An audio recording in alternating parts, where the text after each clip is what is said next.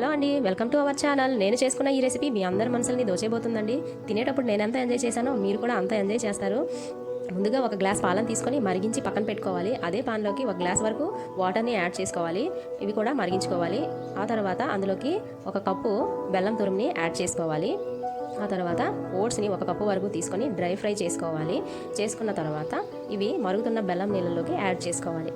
బాగా ఆకలి వేసినప్పుడు కానీ ఏదైనా తినాలి అనిపించేటప్పుడు ఈ రెసిపీ ఒకసారి ట్రై చేసి తినండి. ఇంకోసారి కూడా మీరు ట్రై చేసుకొని తింటారు. అంత బాగుంటుంది ఈ రెసిపీ. తినేటప్పుడు నేనైతే చాలా ఎంజాయ్ చేశానండి. చిన్నపిల్లల దగ్గర నుంచి పెద్దవాళ్ళ వరకు అందరూ ఇష్టంగా తింటారు.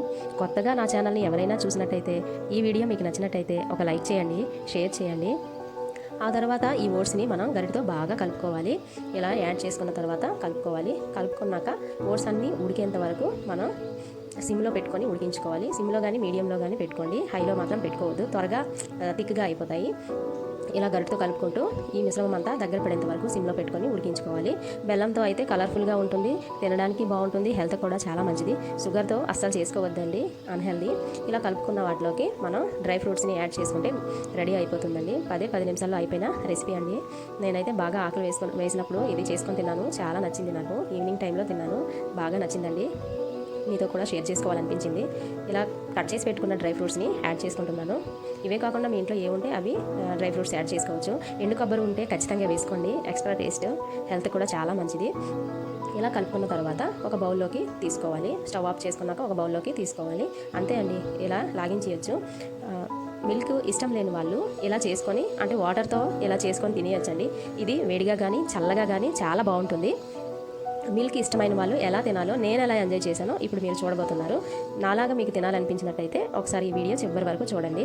ఇలా ఉడికించి చేసుకున్న ఈ మిశ్రమాన్ని ఒక బౌల్లోకి యాడ్ చేసుకున్న తర్వాత ఇందులోకి నేను ముందుగా మరిగించుకున్న పాలని యాడ్ చేసుకుంటున్నాను. మనం తినడానికి ఎంత కావాలంటే అంత మిల్క్ యాడ్ చేసుకోవచ్చు, మీ ఇష్టం అండి అది. ఇలా యాడ్ చేసుకొని కలుపుకుంటున్నాను.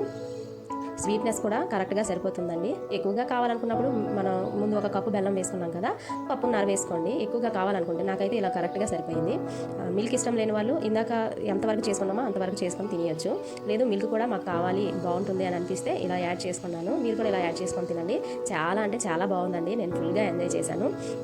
కట్ చేసి పెట్టుకున్న బనానాని కూడా నేను యాడ్ చేసుకున్నాను. యాపిల్, జామ ఇలాంటివి కూడా యాడ్ చేసుకోవచ్చు, చాలా బాగుంటుంది. నేను బనానాతో ఎంజాయ్ చేశానండి. ఇదిగోండి, చూడడానికి ఎంత బాగుంది కదా. మీరందరూ మమా అనుకోండి, నేను లాగించేస్తాను. ఇంతవరకు ఓపిక్గా చూసినందుకు నా వీడియో మీ అందరికీ నా ధన్యవాదాలండి. సూపర్గా ఉందండి ఈ రెసిపీ. మీరు కూడా ఒకసారి ట్రై చేయండి. నాకైతే ఇలా ఊడ్చుకొని మరీ తినాలనిపించింది. అంత బాగుంది రెసిపీ. సూపర్ అంటే సూపర్ అండి. Thank you for watching. Thank you so much. Bye అండి.